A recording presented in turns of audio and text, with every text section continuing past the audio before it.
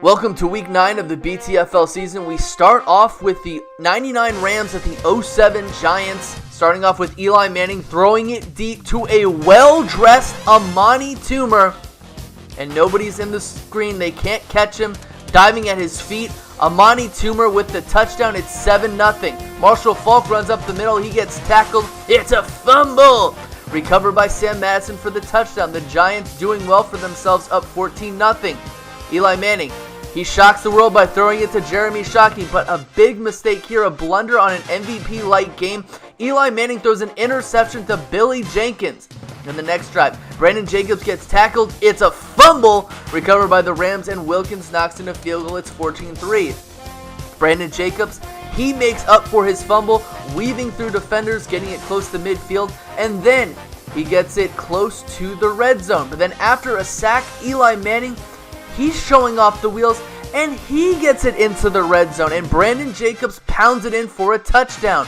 Kurt Warner throws it over the middle to Torrey Big Game Holt, and then Sir Isaac Bruce catches a touchdown, scores 21-10. Kurt Warner on the next drive, he shows off the wheels. He hasn't done this since he fumbled twice against the Jaguars, but this leads to a Jeff Wilkins field goal after the drive stalled. Rams onside kick it. Giants recover, but Eli Manning gets sacked. It's a fumble recovered by Dexter McCleon. And then Roland Williams gets his first touchdown of the season. It's 21-20. Can't go for the two-point conversion. There's no two-point conversion in Tecmo. Giants recover the onside kick, but Eli throws an interception in the end zone. And then the walk-off touchdown pass to Zazir Akeem. As the Giants choke their lead away, the Rams win 27-21. Rams have 3 wins. Giants still only have 1. Chargerdude95 founder of the DSFL 4, where the Indianapolis Colts battle the Houston Texans, who had got off to a flying start in the ballgame. They do come in with a record of just 3-3-1. Andre Johnson catches this touchdown from Matt Schaub. Then in the second quarter, Houston, with an incredible run by Arian Foster, who is averaging over 7 yards a run, caps off this scoring drive with a touchdown scamper from 2 yards out, consecutive sacks from J.J. Watt. Then this Houston safety gives the Texans what appeared to be an insurmountable 16-0 lead. That missed field goal by way of the Texans allowed for Houston, after this interception by Bob Sanders, a chance to close out the game defensively, but Indianapolis got things going. The best offense in football in total yards and in passing. They get on the board with a scramble from Peyton Manning, and it's 16-7.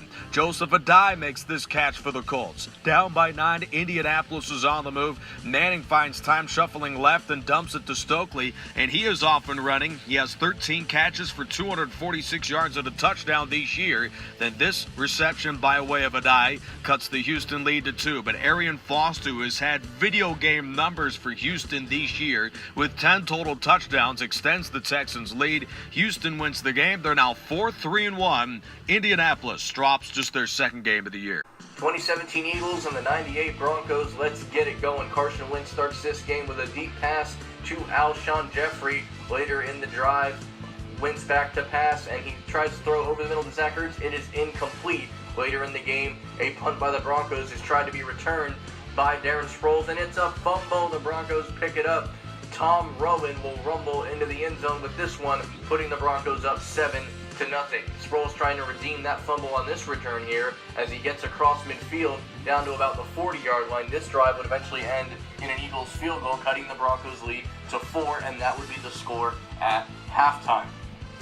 Second half action now. Carson Wentz going over the middle to Alshon Jeffrey down to the 40 to the 30-yard line, and Jake Elliott field goal. This one is missed, squandering a scoring opportunity there by the Eagles. With only 5 seconds left in this game, a direct snap to Jay Ajayi is no good. The Eagles lose their first game of the year, 7-3 to the Broncos.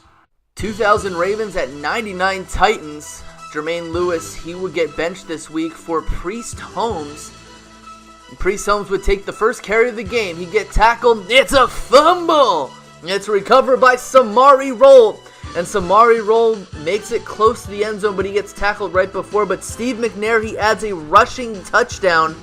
Trent Dilfer, he play action fakes, throws a dangerous pass across his body to Priest Holmes, and they won't catch him. Priest Holmes has the touchdown. The score is tied. Steve McNair, he throws a seam pass over the middle to Eddie George, and nobody would catch Eddie George today. It's 14-7. Trent Dilfer throws it to Shannon Sharp, and he gets it close to midfield. The drive would stall, and Stover would add a field goal. It's 14-10. Eddie George, whoop, whoop, whoop. He's dodging, running by defenders. He gets tackled, and then he does it again. Look at these juke moves as he makes it into the end zone for a touchdown. It is 21-10. Dilfer, he throws it to Sharp, and Sharp gets it close to midfield. And then he gives it to Sharp, waiting in the end zone. Shannon Sharp has the touchdown. It's a 4-point game. And then Eddie George, for a guy that was playing very poorly at the beginning of the season, he's really been showing his skills. Al Del Greco knocks in a field goal. Last-ditch effort. Trent Dilfer, he runs out of the pocket and gets tackled. The Baltimore Ravens take a 2-game skid, ending score 27-17. Now here's the tale of back-to-back Super Bowl losers, back-to-back MVPs as well. Cam Newton, he rolls out of the pocket starting out. The pass goes down the right side to Corey Brown. This would lead to a Graham Gano field goal, 3-0. Matt Ryan, his turn. He throw it down the left side on the wheel route to Devontae Freeman. After the drive stalled, Matt Bryant would knock in a field goal. It's 3-all. Cam Newton over the middle to Ted Ginn. Ted Ginn makes it into Falcons territory, and then you guessed it, Graham Gano with the field goal. Matt Ryan, he throws an interception to Kurt Coleman. This would lead to another Graham Gano field goal. Over the middle this time, Cam Newton to Ted Ginn. Ted Ginn would make it to midfield, but then Robert Alford would intercept Cam Newton. Next drive, Newton has pressure in his face. He'd give it deep to Corey Brown, making it into Falcons territory, into the red zone, and Corey Brown, he would finish it off with his own touchdown. Is 16-3. Gloat there, Cam Newton. Now we have Devontae Freeman making it into Panthers territory, and then he would show off the wheels by making it close to the red zone, 4th and 4, and Matt Ryan would throw an incomplete pass to Austin Hula Hooper, turnover on downs. Cam Newton, he would run out of the pocket, show off the wheels, making it into Falcons territory, and Graham Gano, he would miss a field goal. Matt Ryan this time, he gives it to Julio Jones, getting it close to midfield, 4th and 5. They need to do something here. They have a risky play, tossing it to Devontae Freeman. He gets a first down, then a 4th down again. Matt Ryan, he throws it down the left side, wide open. Julio Jones, and they won't catch him. Score is 16-10. Falcons need to onside kick it. They recover it. Last-ditch effort. Matt Ryan throws it down the field. It's incomplete. Falcons lose for the first time in a while. Panthers are first place in the NFC South. 88 Bengals at 99 Jaguars. We start off with Mark Brunell throwing an interception to Lewis Billups as he gets the ball into Jaguars territory. And Jim Breach, he adds a field goal to take the lead 3-0. Mark Brunell, then he has to make up for that, throws it deep down the left side, touchdown to Jimmy Smith. Score is 7-3. Mark Brunell, he throws a dangerous pass across his body, the wheel route of James Stewart. After the drive stalls, Mike Hollis knocks in a field goal. It's a 7-point game. Kyle Brady, the Nittany Lion with the jumping catch on the pass thrown by Brunell, and Brunell finishes it off with that wheel route play to James Stewart. And then Ickey Woods, he catches the ball, making it into Jaguars territory. And then McGee, he catches the touchdown. It's 17-10. Ickey Woods on the next drive, he goes around defenders, making it close to midfield. And then Esiason with the touchdown pass to touchdown Eddie Brown. Score is tied. Mark Brunell, he throws it over the middle, jumping catch by James Stewart. And then they give it to James Stewart, their workhorse, down the left side. The walk-off touchdown by James Stewart. The Jaguars win 24-17 in a very exciting game. The 0-2 Bucks and the 2009 Saints NFC South action today.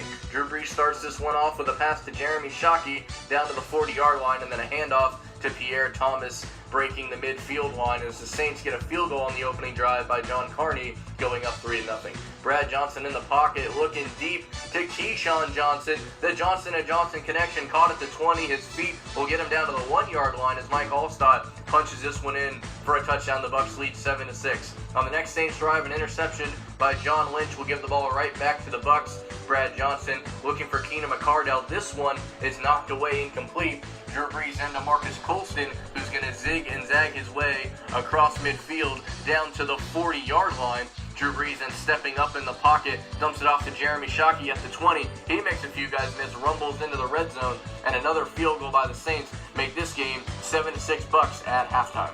Second half action now, Reggie Bush returning a punt, making a few guys miss down to the 50-yard line as this Saints possession would end in another Carney field goal, putting them up 9-7. Stecker on a return now for the Buccaneers, trying to do his own Reggie Bush impression, and will get down to the 50-yard line. A few plays later, Brad Johnson deep to the corner of the end zone. The Keenan McCardell would have thrown by Brad, putting the Bucs up 14-9. Drew Brees fumbles the ball and is recovered by the Saints offense, and he fumbles again on back-to-back plays. This one's recovered by Singleton as he will run into the end zone, adding to the Bucs lead, putting them up 21-9. Drew Brees going deep to Pierre Thomas, just out of the reach of a defender there, getting them in the red zone, and then another pass to, yet again, Pierre Thomas, adding to the Saints' comeback there. 21-16, a deep pass to Keenan McCardell by Brad Johnson, his second touchdown of the game, putting them up 28-16. Simeon Rice adds a safety, and the Bucs win this one 30-16.